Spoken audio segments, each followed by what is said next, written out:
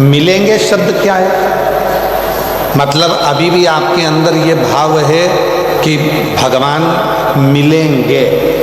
और शिव महापुराण की कथा कहती है कि कंकर कंकर में शंकर है, उसको मिलने की देरी नहीं होती, बस हृदय में उसके प्रति ज्योत और विश्वास जगाइए, वो आपके भीतर प्रकट हो। हम परमात्मा को कहाँ ढूंढ रहे हैं? मंदिरों में। हम परमात्मा को कहाँ ढूंढ रहे हैं? तीर्थों में। पर परमात्मा तो हमारे हृदय में, हमारे घरों में नित्य निवास करता है। एक हमारे सनातन धर्म में एक बात कही जाती है, पति परमेश्वर। बोलो सही है कि गलत है? बोलते कि नहीं बोलते? पति परमेश्वर। मुझे इग्नोर मत करना बेटा, मैं हूँ देवों का देव महादेव। जो इस कथा को लाइक और चैनल को सब्सक्राइब करेगा उसके घर में खुशखबरी आएगी।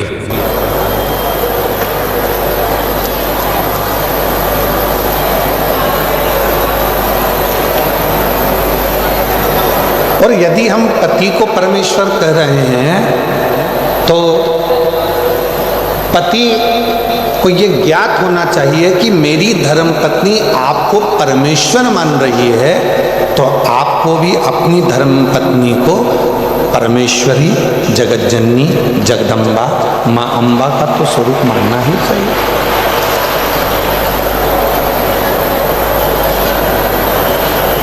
शिव पुराण कहती है, अगर घर के बुजुर्ग को हम कहते हैं ये हमारे माता पिता, ये भगवान का स्वरूप है, तो घर में रहने वाली बहू और बेटे भी तो भगवान का स्वरूप है।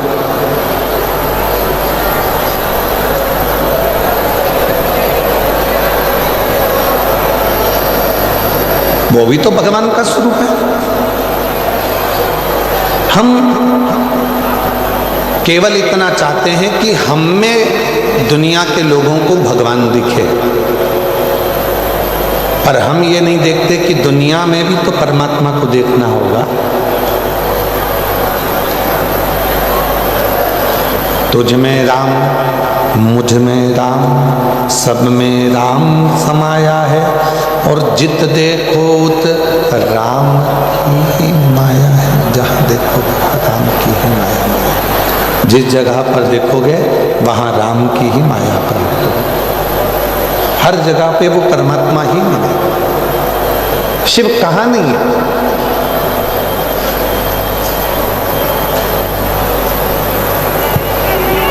एक बार माँ जगत जननी जगदम्बा अम्बा पार्वती जी पार्थिव शिवलिंग का पूजन कर रहे थे। थोड़ा समझिएगा, 15 फरवरी 2026 महाशिवरात्रि है। इस बात को थोड़ा सा ध्यान दीजिएगा, बहुत सावधान से।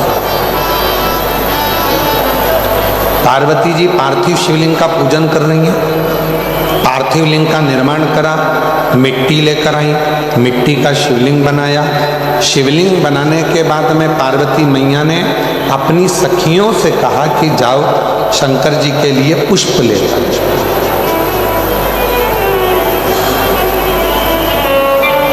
सखियां गई, 2 सखी थी, दोनों चली। ढूंढते ढूंढते उनको पुष्प नहीं मिला। कभी कभी भगवान देवाधिदेव महादेव खुद ऐसी लीला करते हैं कि अपने भक्त की परीक्षा लेते हैं।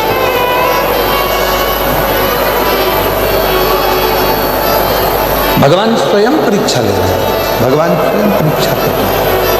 कभी कभी परीक्षा लेता है, कभी कभी भगवान परीक्षा लेने लगते हैं, परीक्षा लेते हैं। गए और कहीं पर भी जाकर उनको पुष्प नहीं मिला, पुष्प प्राप्त ही नहीं। सखी वापिस आ गई।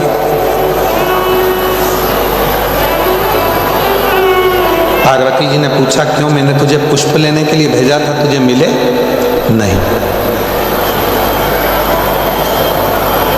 दूसरी सखी भी वापिस आई। पार्वती जी ने पूछा, क्यों? मैंने तुझे पुष्प लेने भेजा था, तुझे मिले नहीं। दोनों सखियों को पार्वती जी को चढ़ाने के लिए, शिव जी को समर्पित करने के लिए पुष्प नहीं मिले। तब माता पार्वती जी ने केवल अपने हाथ का स्पर्श किया, केवल अपने हाथ का स्पर्श किया और दोनों नेत्रों को हाथ लगाकर शिव जी के शिवलिंग को छू लिया। इतने में भगवान शंकर प्रसन्न हो गए, प्रकट हो गए शिव सामने। अब क्या दिया? पार्वती जी को पुष्प नहीं मिले, उन्होंने पुष्प नहीं चढ़ाया, तो पार्वती जी ने क्या प्रदान कर दिया? शिवलिंग को हाथ लगाकर, अपने नेत्रों को हाथ लगाकर शिवलिंग को छू लिया। मतलब हे भोले बाबा, आज मेरे पास चढ़ाने के लिए पुष्प नहीं है, पर ये नेत्र रूपी पुष्प मैं आपको समर्पित कर रही हूं। ये नेत्र आप।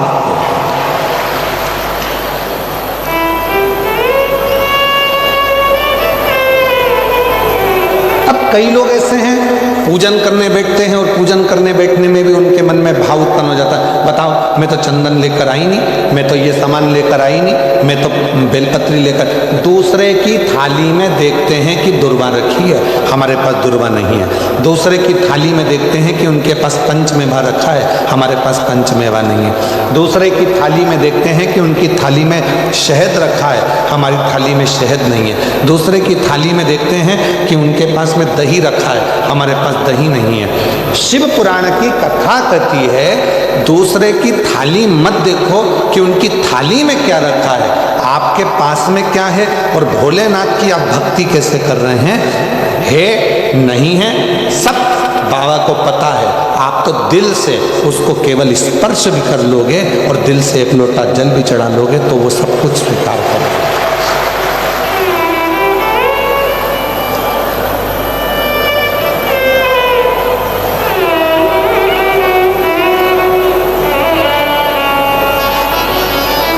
कई लोग कहते हैं गुरुजी, कई लोग ना जाने कितने कितने महाराजों के पास जाकर पूछते हैं, क्यों बाबा जी बताओ भगवान कैसे मिलेगा? अब महाराज जी को ही नहीं मालूम, उनको ही आज तक नहीं मिला। क्यों? क्योंकि वो परमात्मा को ढूंढने के लिए निकले।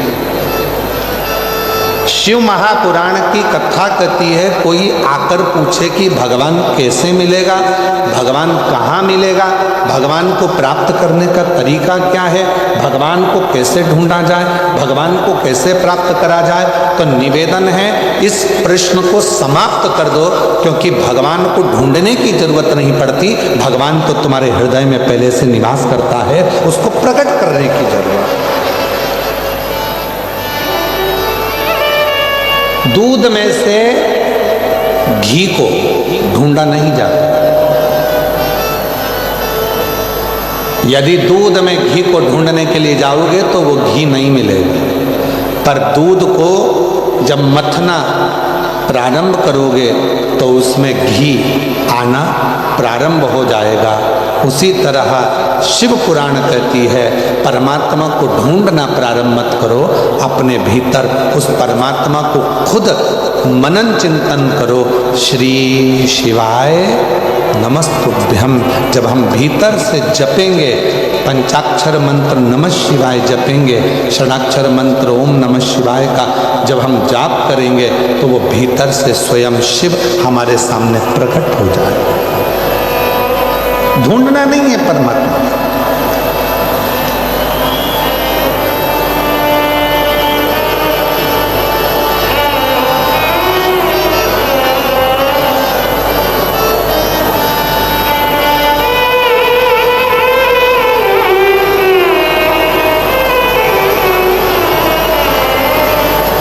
महाराज, कंकर कंकर में शंकर बसा।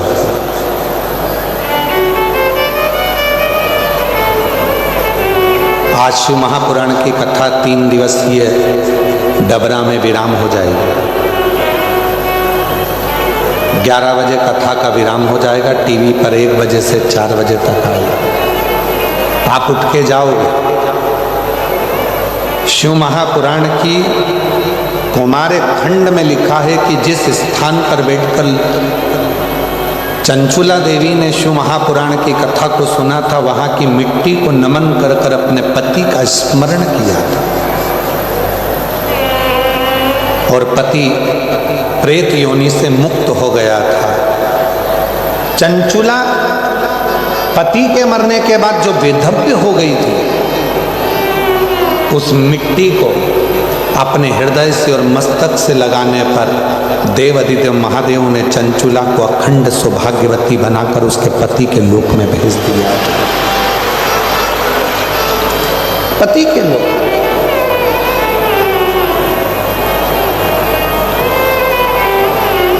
अब ऐसा मिट्टी में क्या है?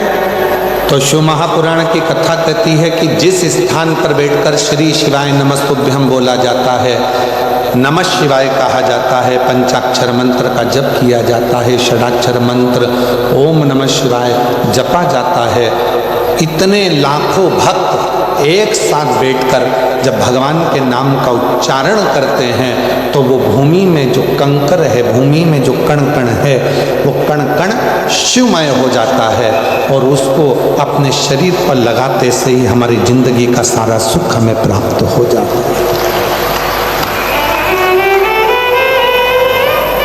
कितनी सुंदर एक प्रसंग आता है वृत्रासुर असुर का। एक ऐसा असुर हुआ, राक्षस हुआ, जो मरने के बाद भी प्रेत योनि में पड़ गया। पहले तो असुर था, उसके बाद भी असुर योनि में पड़कर प्रेत योनि में पड़ गया। एक शिव भक्त भगवान शंकर के मंदिर में जल चढ़ाकर शिव जी की भस्म को अपने सिर पर लगाकर आ रहा था।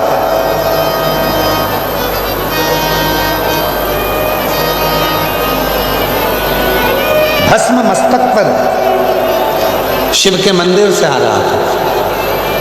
वीराना जंगल पड़ा, प्यास लगी, पानी पीने के लिए वो सरोवर में गया। जैसे ही सरोवर में गया और उसके मस्तक की भस्म, थोड़ी सी भस्म सरोवर में पानी में गिर गई और वो भस्म नीचे गिरी और कुछ दूरी पर वो प्रेत बैठा हुआ था उस सरोवर के तट पर। वो भस्म का स्पर्श उस प्रेत को हो जाता है और वो प्रेत उस प्रेत योनि से मुक्त हो जाता है।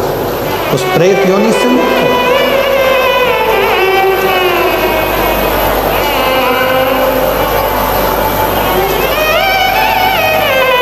कल कथा में चल रहा था कि 3 बातें शिव को स्वीकृत है।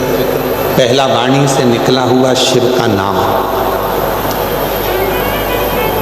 दूसरा, भगवान देवाधिदेव महादेव को चढ़ाया गया 1 लोटा जल। और तीसरा, शिव का करा हुआ दर्शन। भूलवश भी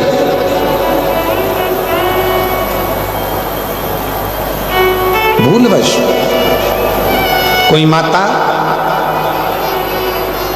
शिव जी के मंदिर में जल चढ़ाकर लोटा लेकर आ रही है, कोई माता लोटा लेकर मंदिर को जा रही है, कोई स्कूल का बच्चा छोटा सा लोटा लेकर मंदिर में जा रहा है, कोई स्कूल का बच्चा छोटा सा लोटा लेकर मंदिर से आ रहा है, कोई भाई मंदिर में जल चढ़ाकर अपना पानी का लोटा लेकर दुकान पर आ रहा है, कोई भाई घर से मंदिर तक जा रहा है। शिव महापुराण की कथा कहती है, अगर शंकर के मंदिर से कोई जल चढ़ाकर मंदिर से निकल कर भी जाता है और उस व्यक्ति के मात्र मुख का भी दर्शन हो जाता है तो व्यक्ति के संचित पाप समाप्त होना प्रारंभ हो जाता है। संपूर्ण पाप समाप्त हो। बोल बम का नारा है, जम के बोलो जरा, बोल बम का नारा है, श्री शिवाय श्री शिवाय हर हर।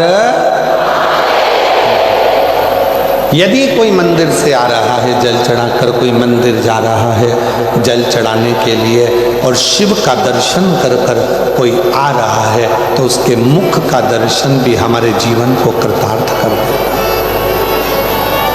धन्य कर।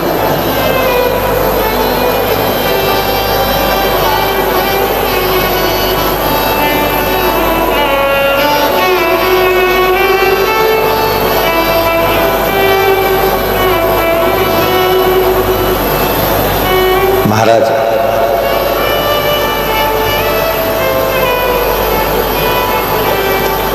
कोई पूछे तुमसे कि शिव कैसे मिल सकते हैं, तो उसको कह देना कि तुम्हें नंदी बनना पड़ेगा, शिव जी मिल जाएंगे। नंदी कैसा? शिव को लक्ष्य बनाकर एक टकटकी से शंकर को निहारता रहता है, पूर्ण भरोसे के साथ। कोई तुमसे पूछे कि शिव कैसे मिलेंगे, तो कह देना तुम्हें भृंगी और श्रृंगी बनना पड़ेगा। जो शिव के बिना, शंकर के बिना कहीं जाते ही नहीं। कई लोग तो ऐसे हैं जिनको विश्वास ही नहीं होता है, तो भटकते रहते।